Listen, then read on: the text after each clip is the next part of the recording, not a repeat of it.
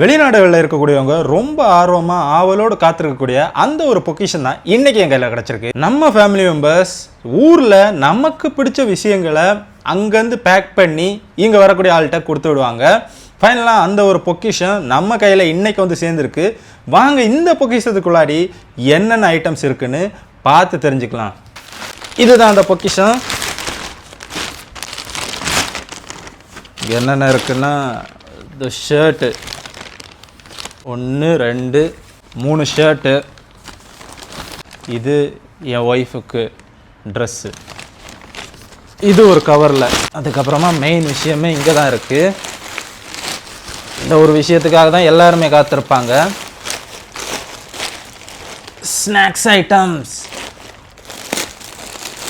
Already கொஞ்சம் open பண்ணி தான் வச்சுருக்கேன். அப்பா, இது எனக்கு ரொம்பவே பிடிச்ச ஒரு ஐட்டம். எங்கள் ஊரில் இதை வந்து கொல்லாண்டின்னு சொல்லுவாங்க. உங்கள் ஊரில் இதோட பேர் என்னங்கிறத மறக்காமல் கமெண்ட் பண்ணுங்கள். இது ஒன்று. இதை எங்கள் ஊரில் சக்க வத்தல்னு சொல்லுவாங்க. உங்கள் ஊரில் என்ன சொல்லுவாங்கிறத கமெண்ட் பண்ணுங்கள். அதுக்கப்புறம் இது ஒரு ஸ்வீட். இது கேரளா ஐட்டம்னு நினைக்கிறேன். இது வந்து எங்கள் ஊரில் ரொம்ப ஸ்பெஷல். சுட சுட போட்டு அப்படியே பேக் பண்ணி கொடுப்பாங்க.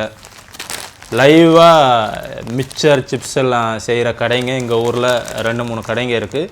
ஸோ அங்கேருந்து வாங்கி சாப்பிட்ற அந்த மிக்சர் சிப்ஸ் வந்து செம்ம டேஸ்ட்டாக இருக்கும்.